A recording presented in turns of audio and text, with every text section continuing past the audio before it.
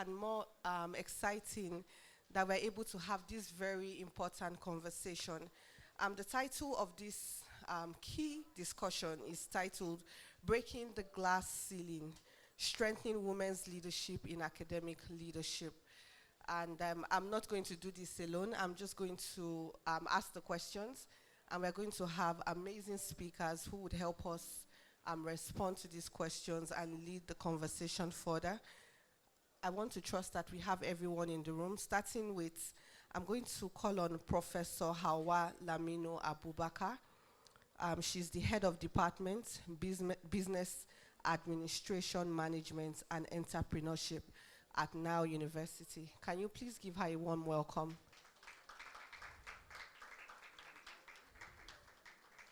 Okay, I'm sure she will join us along the way.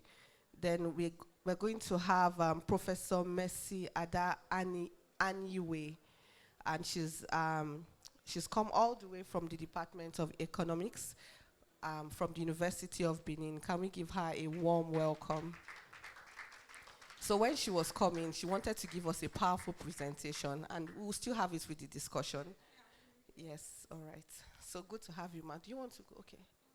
You're fine. Okay, you're strong. Then we are also, yes, no, anywhere. No, you can have your seat here. Thank you.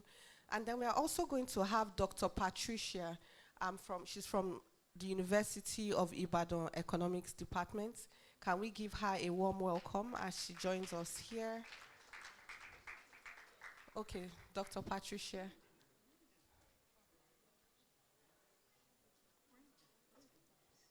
No, there's no need. It's safe. Don't worry. No, don't. I would have my colleague would help us watch it, so it's fine. Ma, you can just go through that area. Okay.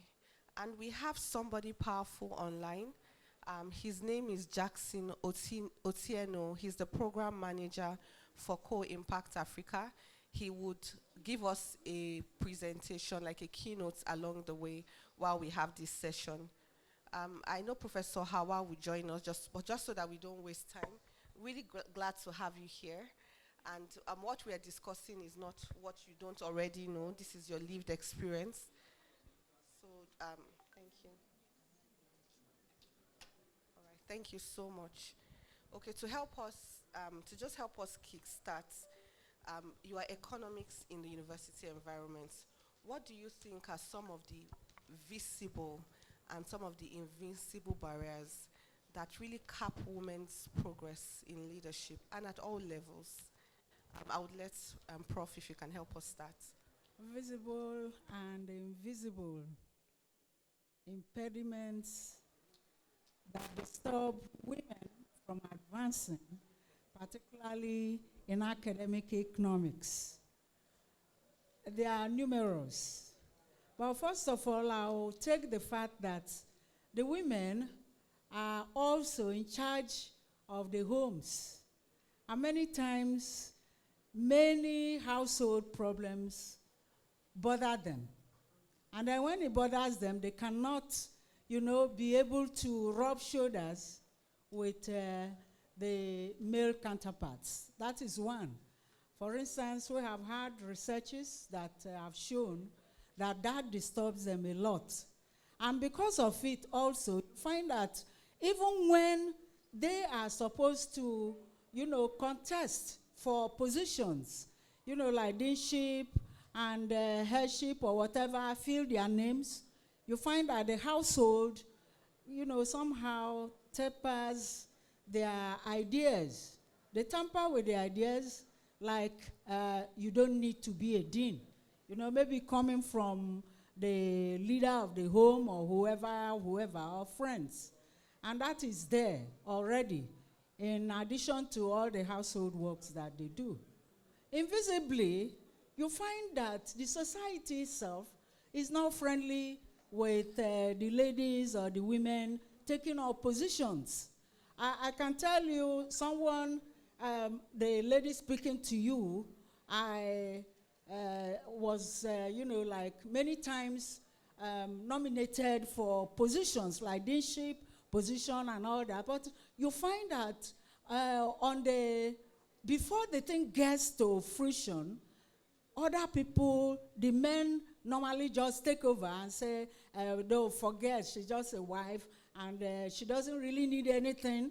So she doesn't need position, she doesn't need money or something. Someone else is taking care of her. So that is something that is invisible, but it's drawing the women back all the time.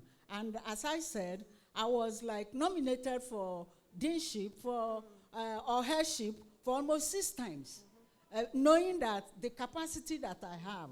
And many times when a man is a HOD, he relies on me for many of the jobs to be done.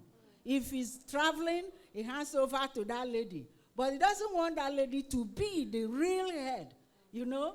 All these things they are not really visible because you cannot pinpoint that this is the person who drew me back. But it is there, and it's doing a whole lot of harm to us. And the society is not helping too. Thank you so much. Very powerful. So she said 2 profound things. Sometimes household chores and gender stereotypes. To help us take this conversation even further, I would welcome Professor Kunoji. He's the head of Department of Sociology at University of Lagos. Can we give him a warm welcome, sir, to join us? And while he's just settling down, we would allow Dr. Patricia also speak to that question, the invincible and visible challenges, and you can share your experiences. Yes, the barriers. Thank you very much. Actually, there are so many barriers that hinder women from attaining leadership position, especially women in the field of economics. In addition to what Prof said, there's what we call gender bias and gender stereotypes in the workplace. This hinders women's leadership roles. Another key thing is lack of mentorship. In the field of economics, very few women have attained leadership position. And in the history of Nigeria, only 1 female has been chief economic advisor and economist, and that's Professor Kasi Garba. So when women in economics in leadership position, they need to brace up to mentor the younger ones. That's a very key issue that is lacking. And then women are often excluded from networks.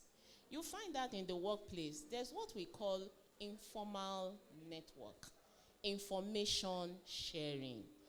Now, because the field of economics is male-dominated, you find the men tend to pass information to their male counterparts more often and say that, well, she's a woman, she has to take care of children, she will not go. You understand? You have taken a decision on behalf of the woman without even asking her consent. So that's one key thing. And then Thank you, ma.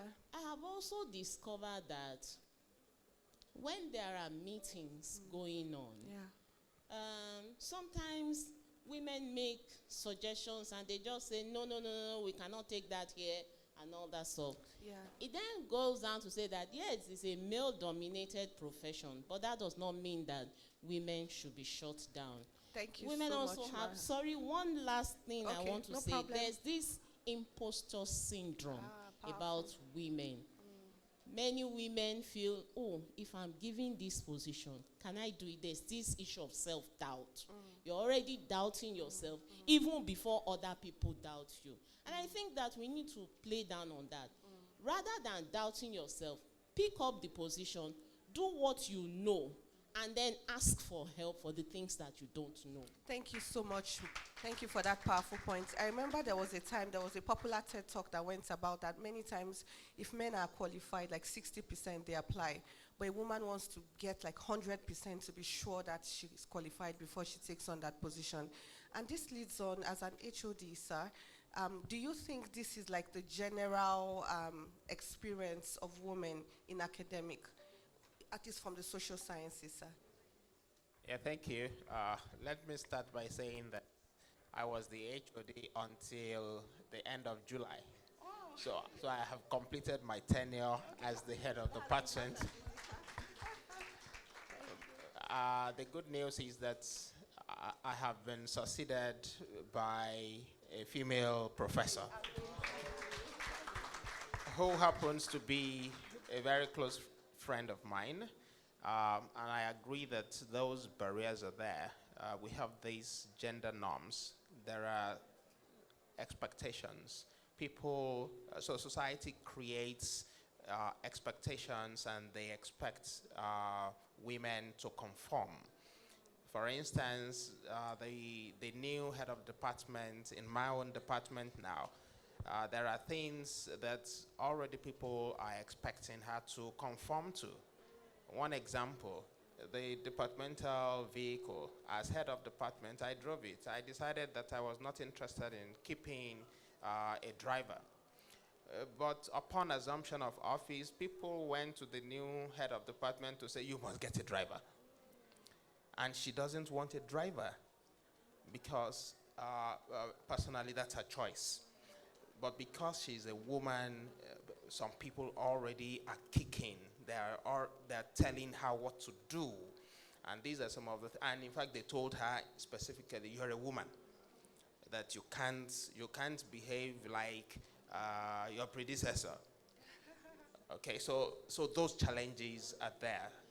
The society has these norms that they expect women to conform with, so they're there. Yes, thank you so much. She's brought the sociological perspective, and this is very interesting. And just pulling from what you've said, sir, Professor Anyang, how do you think this impacts on the barriers that women then create for themselves at the level of personal level? So many of the things, apart from the imposter syndrome you spoke about, are more barriers at the level of institution. So now, how do the women themselves now create barriers that maybe society hasn't created for themselves? Thank you. All right, thank you, moderator.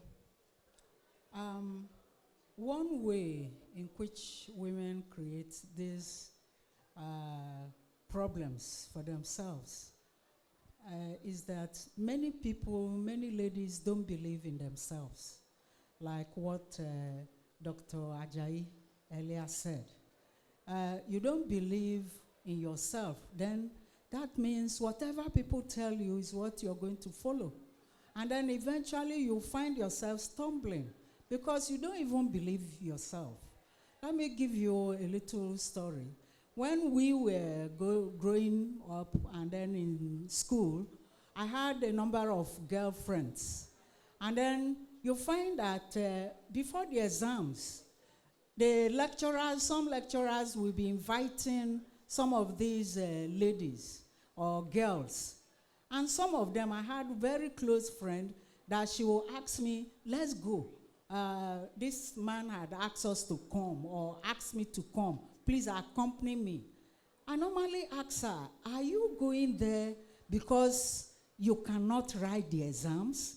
Or are you going there because he wants to teach you more? But the answer is usually, well, he said I should come. Please, all you just need, if you are my friend, just accompany me there. And I can tell you that she had a whole lot of problems, that one particular session, she repeated that particular class. In the sense that when she was now visiting this man, she got pregnant, and then pregnancy she was unable to remove this Very pregnancy. sad. And then she was in the hospital most of the time. She couldn't write. So she couldn't write the exams. She repeated that course twice, two times. Wow. This is what I'm saying here is that this lady actually created her own problem. Because I always tell her, if you know you can write your exams, this lecturer doesn't need to tell you to come every day. But she will say, what can she now do? What can she now do? So invariably or indirectly, she created her own problem. So that is what many women do. Like you are in position, and then you find you want to take decision. You can source for say advice. Yes. And then, but you should take that decision. I Don't agree. allow somebody else to give you advice and then Yes. give you Yes. the decision you should take. Thank you Because very much, sometimes ma'am. when they do, Yes. they put you also in trouble. Thank you. Thank you, Prof. Thank You've, you so you've given us, you brought us to a very critical point around agency. And just still speaking to what Professor Kunuji had said, whereby social norms, how we are brought up. So while we are, the issue around this selfless helplessness is another thing we need to look at and think about. In that situation, is it really the woman's fault? What do you think the role of the upbringing has to do? Because for, like what you just said, some people believe that if I don't know, have the ability to make a great decision because I'm a woman. So I would like you to speak to that from the level of the personal level and how possibly this can be, what can be done to counter that imposter syndrome like she spoke about. No, Dr. Okay. Patricia, thank you. Thank you very much. For starters, Yeah. I think that women need to shed some of these norms that we grew up with. Maybe a little bit difficult, but it's doable. Especially in the workplace. Like you said earlier on, it takes, people look up to women to do much more before you can meet up Yeah. the standard. So you must have this notion at the back of your mind that I am a woman does not make me less than a man. I should be able to do the same thing. And I see a lot of women in the workplace. I lecture in the university, in the Department of Economics. Before I became the program director of postgraduate programs, a female colleague was given that position. And she made silly excuses 3 months into it to say, hey, she's not healthy, she's this, she's that. Women give a lot of excuses. Yes. If it's not, I'm not healthy, I have children to take care of.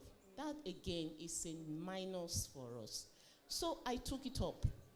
And I have been on it since 2019. It has not been easy. Now, can I also shock you? Every male that has ever been a program director in my department had assistants, at least 2. I don't even have one.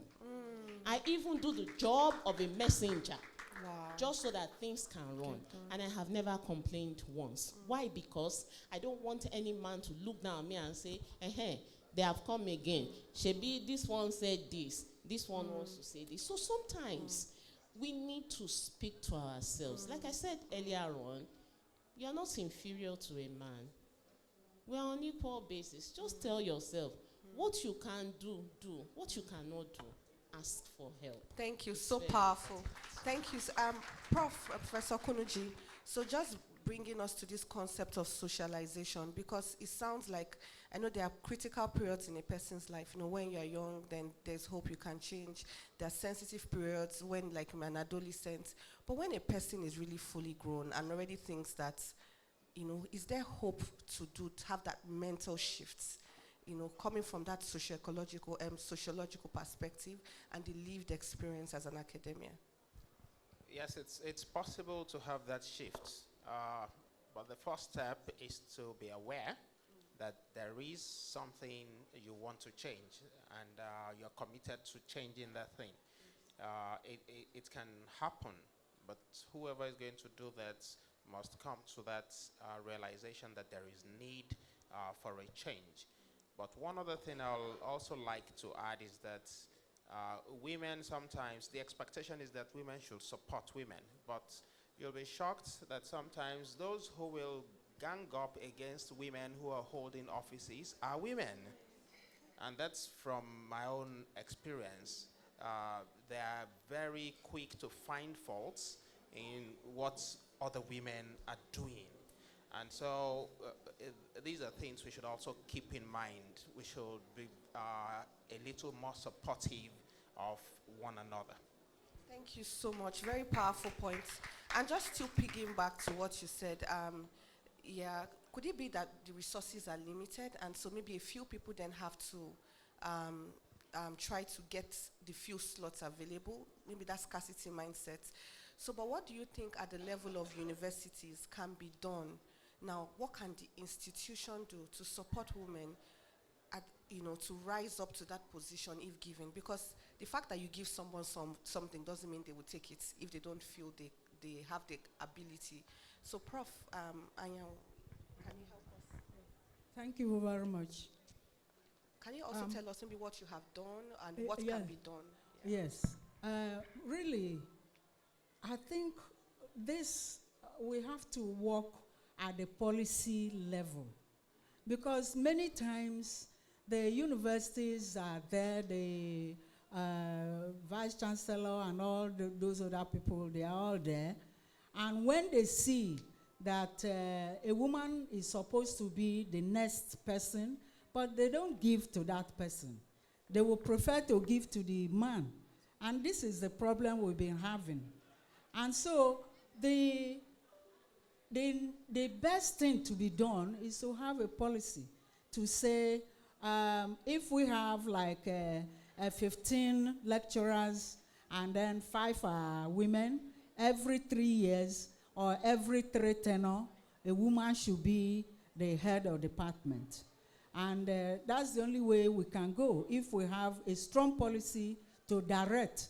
Because without that, there is no way they can give it to you on platter of gold, unless you are the one that is a fighter. Otherwise, they cannot.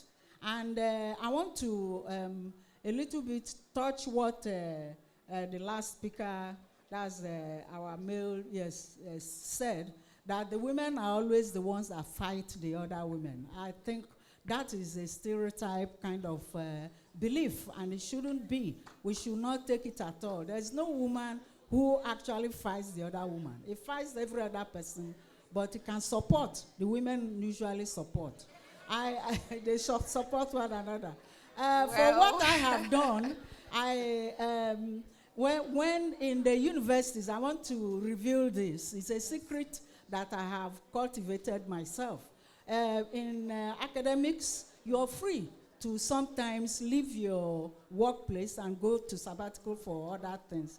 I have been on sabbatical, and in such sabbaticals, I was appointed dean. I was dean of faculty, and I was also dean of students. What I want the women to do, if you are in a place, don't stay there forever. If you find that the place is not suited for you or is not giving you what you want, try somewhere else. Because in lecturing, you are free to move to somewhere else and then come back. So I have enjoyed that many times. Thank you very much. Thank you. Same question, Dr. Patricia. In terms of what do you think the system, the institution can do to help women rise into leadership? Thank you very much. For starters, I think that many academic institutions should have a gender mainstreaming office where they can create a gender-friendly space for everybody. Yeah. For example, in the University of Ibadan, where I work, we have a GMO office. And in the more recent years, we have seen many women rise to leadership positions as deputy vice chancellors. We have seen more women in the governing council now. More women are encouraged to be deans of faculties and heads of department. And so it's becoming much more interesting. The men have come to realize that without the input of women, if you just put down policies, they won't go far. So women bring to bear the feminine aspect of them, their assertiveness. And at meetings, their assertiveness are not seen as being aggressive, but trying to push for policies that are friendly for both men and women, boys and girls. So I think that every institution should strive to do that. And more importantly, when women are called upon to take up leadership positions, please, let's not say no. Just pick it up. You might just excel beyond your expectation. Thank you so much. So she said, Professor Anya said, have a gender policy. She said, implement the policy. And Professor Konuji, what do you think can be done? Yeah, I think it's important to establish a tradition of excellence. I won't subscribe to a quota system because it can also be counterproductive. Because after some time, people will tell you you are there because you're a woman. Rather, we should uphold excellence. For instance, in my department and in the greater part of the University of Lagos, there is an established process through which people rise. We have a pecking order. So, if you like, call it turn by turn. So we have a hierarchy. In the hierarchy, in my department, the next 2-3 heads of department know themselves as we speak. They are not there yet, and it is irrespective of your gender. The person who was head of department before me is a woman. The one before that one is a woman. The one after me is a woman. So if you take the last 4 heads of department in my department, you're talking of 3 women and 1 man. And the next one is going to be a man. We know who that person is. If you come to the University of Lagos, in fact, at a time, out of, I think, 10 principal officers, 9 of them were women at a time. So I don't, and nobody's going to say you are there because you're a woman. Rather, we have established a tradition and of excellence. If it's due you, if you are qualified, you will get it. Yeah. So it has nothing to do with being a woman. Yes. The other thing I think we should emphasize is that culture of competence. So apart from, yes, having a system that is predictable, it's also important that whoever, whether you're a man or a woman, but I think it's more important for women because of where we're coming from as a people. If you are appointed into any office, you need to do everything possible to equip yourself so that people are not saying at the end of the day, oh, women are asking for this, now they have it, and then what do you have to show for that opportunity? Yes, thank you. So as much as possible, any woman that is appointed should do her best so that nobody comes later to say, we appointed a woman and see what we have got. Thank you. Thank you so much. So you said something, merit and competence. So we're going to take 2 questions, but before we take it, just to give us time to reflect on the powerful things they have said, we have somebody online, one of our keynote context, a keynote person that will give us a context setting. His name is Jackson Otieno. He's the program manager for Co-Impact Africa. Over Jackson, if you're able to hear me. Thank you so much. So we're in the room here and we can all see you. But we can't hear you just yet. Media team, can you please help work on this?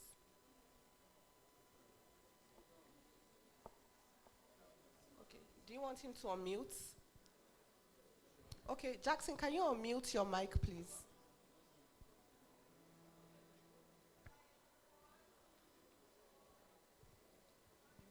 Okay, yeah, he's a co-host.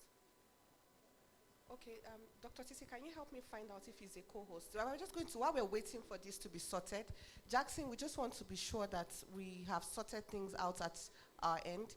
We're just going to take 2 quick questions. Keep it sharp. 30 seconds, just for balance. And, I cannot say no to you, ma. Yes, ma, and then a male, preferably. Okay, so I will take these 2 women since we didn't see. Over.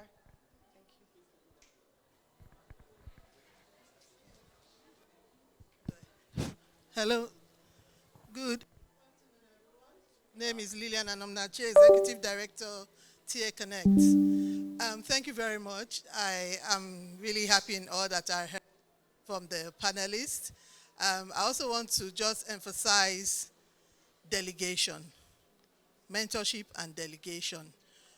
As women in leadership positions, there tends to be, I wasn't happy to hear my prof say she's the messenger. If there's, I believe that if there's room You said your predecessor had 2 assistants and you need the assistants. Please get them so that women too, we don't burn out ourselves in trying to prove that we can do it all. So we should delegate where necessary in as much as we have that spirit of excellence. And I also want to talk about mentorship, or deliberate mentorship. Prof talked about succession planning.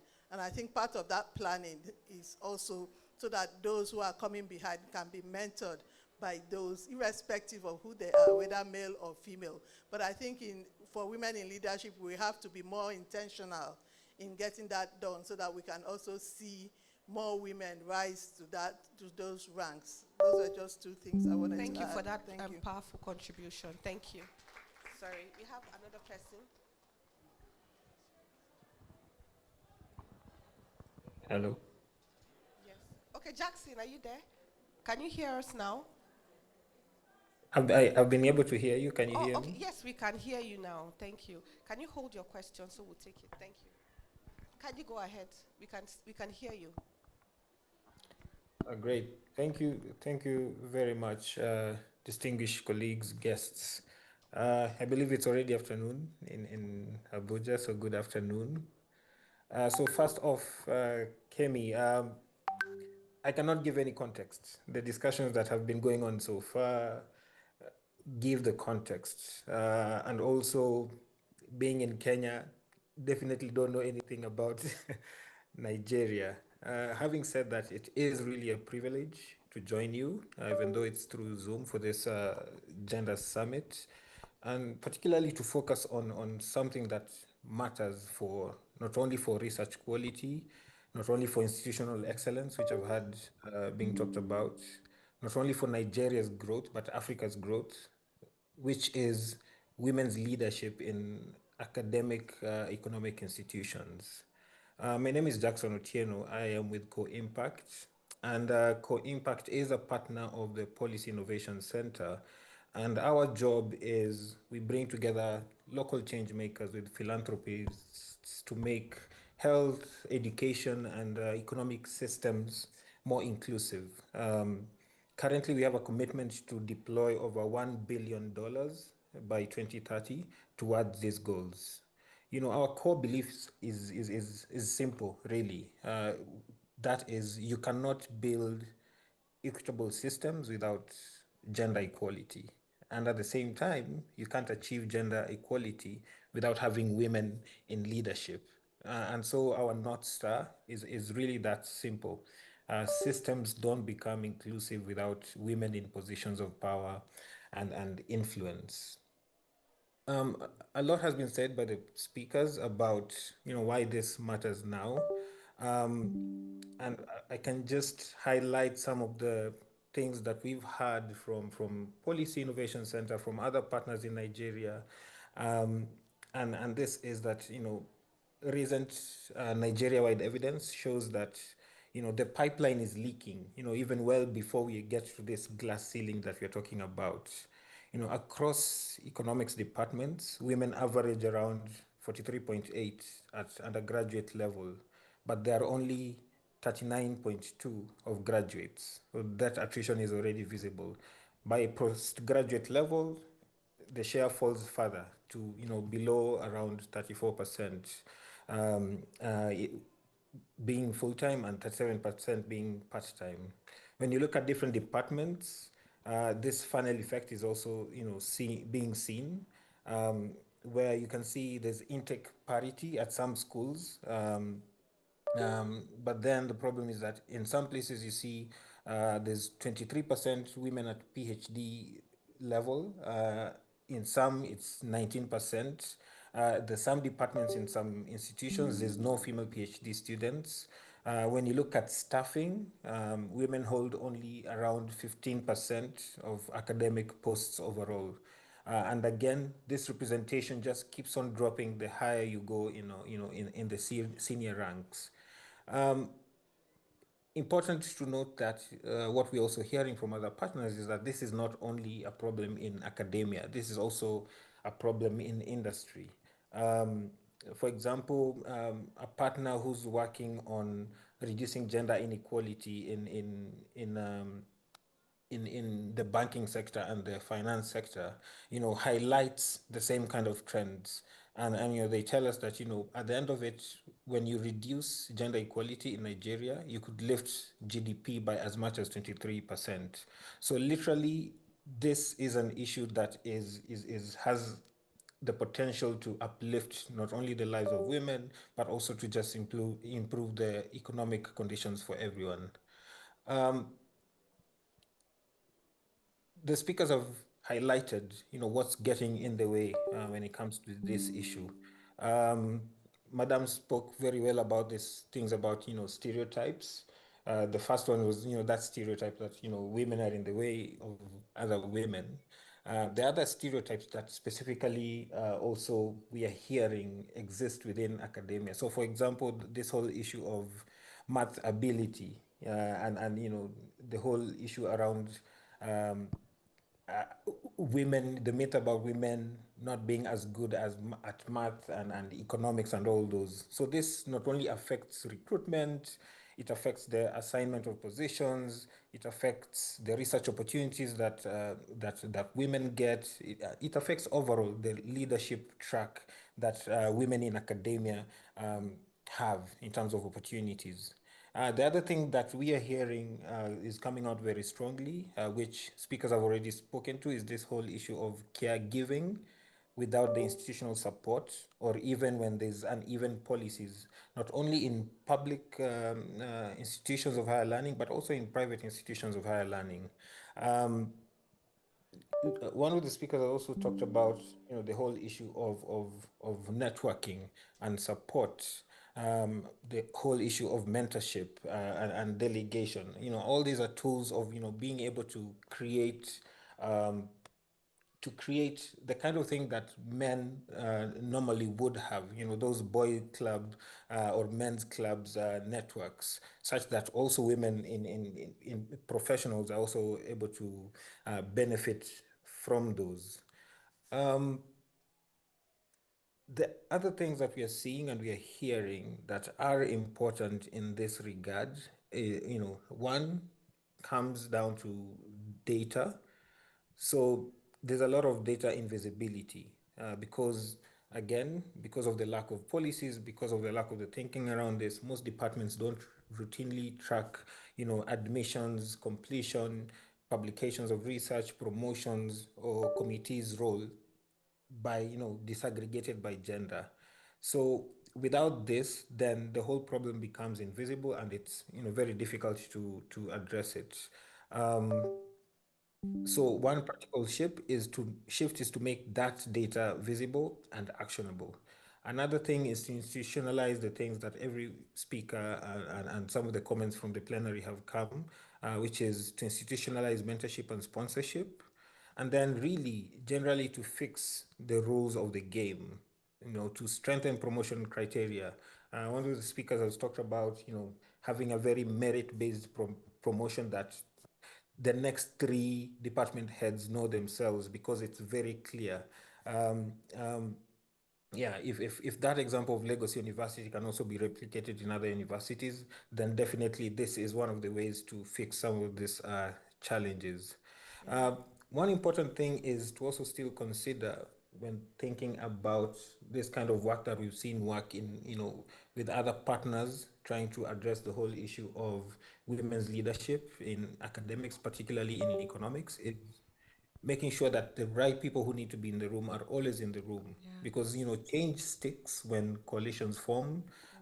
When you have heads of department, when you have deans, when you have registrars, senior faculty members are also on board, then it becomes much easier to hardwire these shifts that we are looking to create.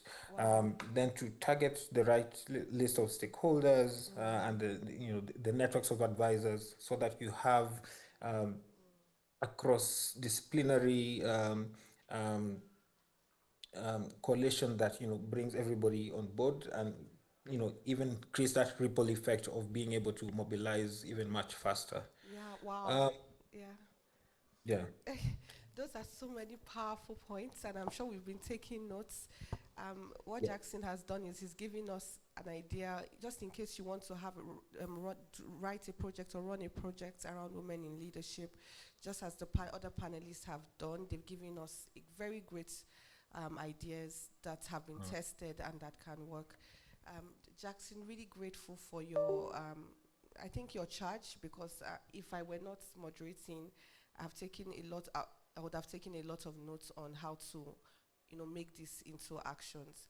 And just so that, because I was just told that we are out of time, we'll just take your last question, make it sharp, 30 seconds. All Yes, right. thank you. My name is Blessing Agbo, and I presented an abstract on the Bridging the Skills to Leadership Gap in Nigerian universities. So I wrote down a few questions based on what I've heard spoken here today. So I'm examining why some educational environments successfully develop women's execution capabilities while others don't. So through comparing traditional universities' approach with community-driven models like Cyber Girls, of which I'm an alumni, I've identified some specific transferable strategies that could transform how we develop leadership skills in academic settings. So my question is, from your experience with institutional policy, what would make university leadership more receptive to adopting proven practices from external communities? Is it a resource issue? Is it cultural resistance? Or are there structural barriers? Thank you for your excellent question. Please, in 1 minute each, can we help answer that question? Thank you. You can take Professor Anyanwu. Anyanwu, so just each person can. Okay.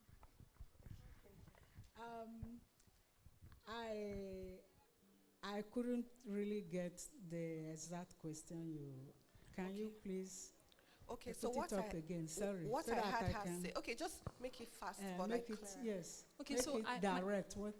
Yeah, so my question is, like, what are the barriers that hinder Nigerian universities from adopting some of these things that we addressed? Like the abstract I External. mentioned, which is bridging the skills to leadership back. I have seen some models that have worked in building some of this confidence that make women to have leadership skills, like execution, for example, and bridge some of the things that she mentioned, like stereotypes and all of that. So instituting them into traditional university, which I think is the foundational aspect of how we grow and our career trajectory. So what are the barriers that hinder these policies from being adopted In the university. in the universities? Maybe cultural, structural barriers, anything, whatever you think from your experience. Yes, thank you very much.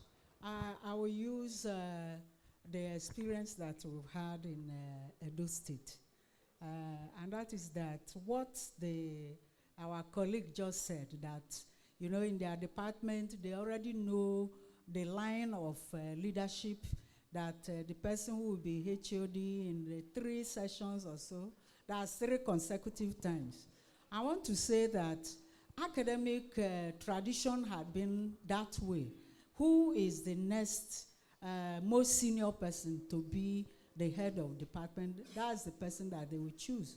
But like the young lady, her question is pointing to the fact that many times they don't follow that academic tradition because of some problems, either social or whatever, or the ideas they have. Yeah. For instance, in Edo State, it happened that tradition, like my friend in Unilag had, what they do in their department had been, that is the academic tradition, really. But it's been broken because of ethnic affiliation. Yes. So these are some of the problems that we encounter. And then when you encounter that, there is no way they will follow that tradition anymore to say, you. okay, Very you are next powerful. or that is next. No. Powerful. So that is one problem that make them not to follow, the already established policies. Very powerful. So, yes, very thank powerful. you. Thank you very much. But you got the question, the answer. All right, thank you. Thank you. I just simply think that traditions are very difficult to break. But if we work hard at it, we'll be able to overcome some of these traditions. And that's all I'm going to say. I was going to say as a final note that it is not every time that men look down on women in the workplace. I need to emphasize that. And I also need to say that when men throw opportunities open to us, as women, let us take it. Now, my immediate past head of department, Professor Bankole, Abiodun Bankole, a man, he stepped down July 31st. He was actually invited for this program. And he called me just on Friday, was it Saturday, email. and said, Ajayi, can you pick up this, do it? And I said, I was in the midst of running postgraduate MSc exams, which I completed on Monday, 2 days ago. And I said, okay, fine, I will pick it up. That was on Friday morning. I don't have food in my house, so I will go to market, but I didn't tell him that. I didn't tell him that. I just said, fine, we'll juggle it. And how to do what we call in academics fire brigade approach to everything, being able to work under pressure. And just while taking a trip to Abuja, in the airplane, I was sleeping. And then did overnight, and here we are today. So when our male counterparts see that, okay, if I throw this opportunity to this person, it's going to deliver, you are only helping yourself. Thank you, ma'am. So let us always Thank you very much, Thank you. ma'am. Yes, ma'am. Professor. Yeah, so I'll try to answer that question. There is a measure of, please pardon my word, arrogance that comes with our profession, whether you like it or not. We don't want to, we feel people should learn from us and not the other way. And so that may be partly responsible for what you have observed. But it's not only lecturers or academics. Nigerians generally, we have that problem. That's why we are quick to say, we want to teach me my job. But the truth is, you can be taught your job. Yes, you can And be. we should all be open and willing to learn. Yes. Thank you. Thank you very much. Jackson, in 1 minute, do you want to respond to that question? Or you're fine? Okay. Are we able to connect him? Okay, if somebody wants, or because of time, I've been told that we've run out.